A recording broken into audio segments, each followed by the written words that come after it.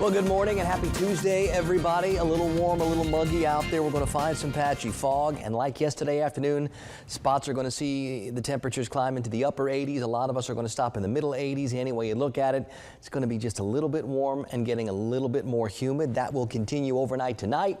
We'll have more patchy fog and maybe a little bit more of that icky, sticky feel tomorrow morning. Still not middle of summer kind of feel, but maybe more like beginning of summer kind of feel. Off to our north and west is where the showers are. They're up near Birmingham.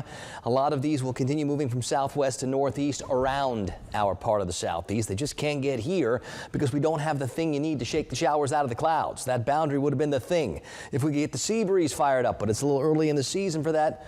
That could also be the thing. But right now, we're going to just notice an increase in humidity, a little increase in temperatures, and we're going to be set up to get some showers, but we still need that something to help shake those showers from the clouds, and that's what's going to be lacking. We're at 60 right now in Tallahassee. We're at 61 in Thomasville. We're at 62 in Valdosta. Dew point numbers, mid-50s, upper 50s, so we could see the temperatures maybe inch back a little bit before everything starts to warm up again once we get past 8 o'clock this morning. We're at 60 in Bainbridge, 59s for Liberty County and for Quincy. It's 60 in Perry. It's 65 at Madison High School. It's 67 in Panacea.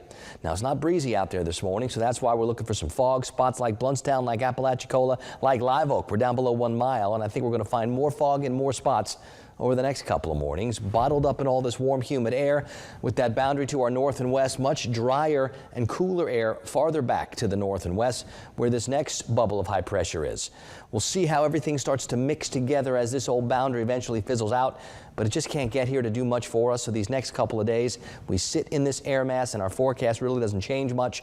We'll see if by the end of the week or next weekend, some new energy can get its act together and then we start looking for some kind of change. But for most of this week, it's just going to be a continuation of what we started yesterday. And that does mean periods where it's more cloudy and other periods where it's more sunny. And I think we can see in some spots over the next few afternoons some isolated showers.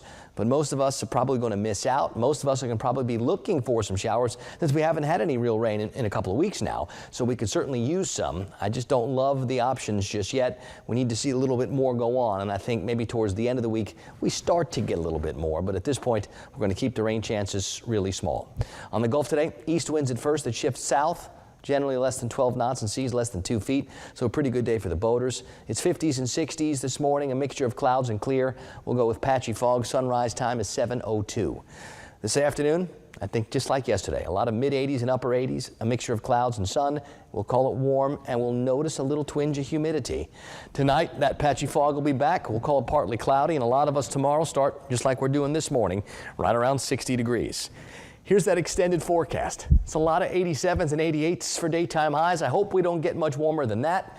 The morning temperatures should be in the low 60s for many areas over the next several days too, as we increase the moisture content to the air, but we don't really bring in any kind of mechanism to force out the showers. So that moisture just sort of lingers, and that means the overnight temperatures stay up.